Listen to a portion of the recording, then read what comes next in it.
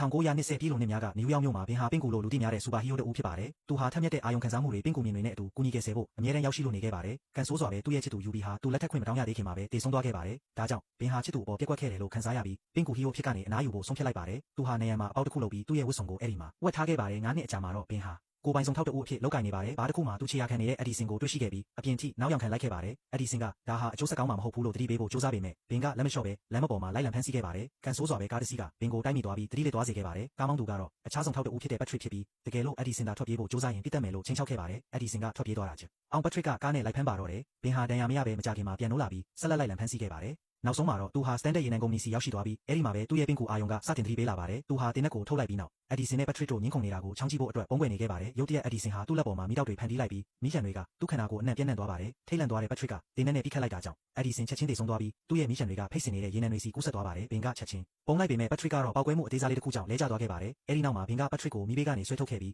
သူတို့နှစ်ဦးစလုံးဟာဝင်းစတန်လို့ခေါ်တဲ့လူတစ်ယောက်ရဲ့အခိုင်ခံရသူတွေဖြစ်ကြောင်းအချက်အလက်တွေအပြန်အလှန်ဖလှယ်ခဲ့ကြပါတယ်။နောက်တနေ့မနက်ရုံးခန်းမှာတော့ဘင်ဟာဖောက်တီအစ်စ်ဖြစ်တဲ့ကာဒီနဲ့တွေ့ဆုံခဲ့ပြီးကာဒီကသူ့ဇနီးကတ်ကိုစုံစမ်းပေးဖို့အကူအညီတောင်းပါတယ်။ဇနီးဖြစ်သူကအခြားမျိုးသားတဦးနဲ့တွေ့ဆုံဖို့ဖုန်းနဲ့စီစဉ်နေတာကိုသူခိုးကြခဲ့တာကြောင့်ဖောက်ပြန်နေတာဟုတ်မဟုတ်ဘင်ကစုံစမ်းပေးဖို့သဘောတူလိုက်ပါတယ်။စားတောက်ဆိုင်တစ်ခုမှာဘင်ဟာသူ့သူငယ်ချင်းရောဘီနဲ့တွေ့ဆုံပါတယ်။သူဟာတီးလို့သတင်းထောက်တဦးဖြစ်ပြီးမြို့ရဲ့ရဲတပ်ဖွဲ့နဲ့နေရာအများစုကိုထိန်းချုပ်ထားတဲ့လူမိုက်ကြီးဆီလ်ဗာမန်နောက်ကိုလိုက်နေတဲ့တတဝါကြီးအကြောင်းသတင်းကိုစုံစမ်းနေတာပါ။ရောဘီကဘင်ရဲ့ရှိုးဝက်ချက်ကိုတီးထားတာကြောင့်ပင်ကူဟီယိုအနားယူသွားကြတဲ့ကမြို့ကြီးဟာဗရန်ပရာဖြစ်နေကြောင်းထောက်ပြခဲ့ပါတယ်။ဒါပေမဲ့ဘင်ကတော့ကားထဲမှာယူဘီရေနစ်တေဆုံးသွားတာကိုမြင်အောင်နေပြီးပင်ကူဟီယိုအဖြစ်ပြန်လုပ်ဖို့ညှင်းဆန်ခဲ့ပါတယ်။အဲ့ဒီနောက်မှာဘင်ဟာရောဘီရဲ့နောက်ဆုံးဆောင်းပါးကိုဖတ်ဖို့သတင်းစာတစ်စောင်ဝယ်လိုက်ပါတယ်